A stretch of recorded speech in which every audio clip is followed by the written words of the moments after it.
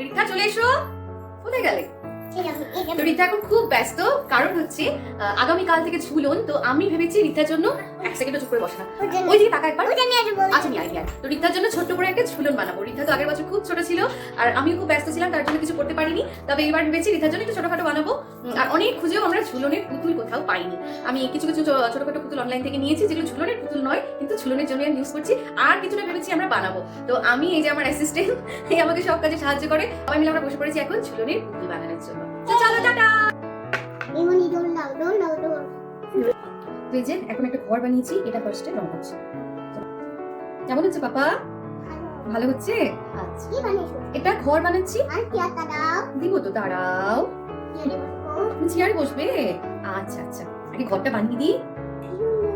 সুন্দর হচ্ছে? আমার মেয়ে বলে দিয়েছে সুন্দর, তার মানে সুন্দর।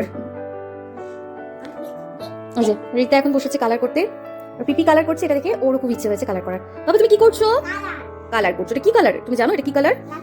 ওরে বাবা, সব জানে পাকা পারবে না বাবা, একা একা করতে পারবে না তুমি।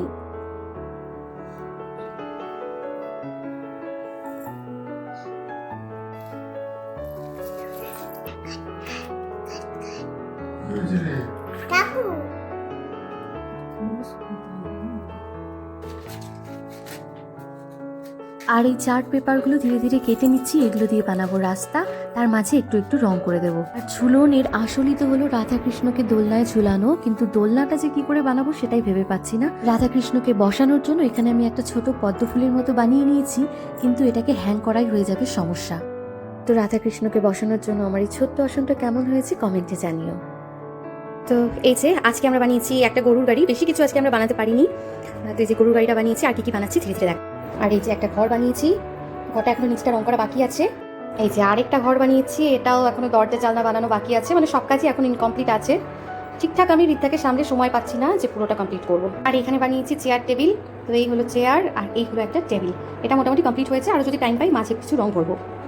আর এইটা ভেবেছি একটা ঠেলা গাড়ি বানাবো, কিন্তু এখনো কমপ্লিট হয়নি, দেখি যদি হয় তো এটাও আমি সাজিয়ে দেবো। তো আমাদের পাহাড় এখনো রং করা হয়নি, ঠিক আছে। এই পাশটা জাস্ট আমি তুলে দিয়ে সাজালাম।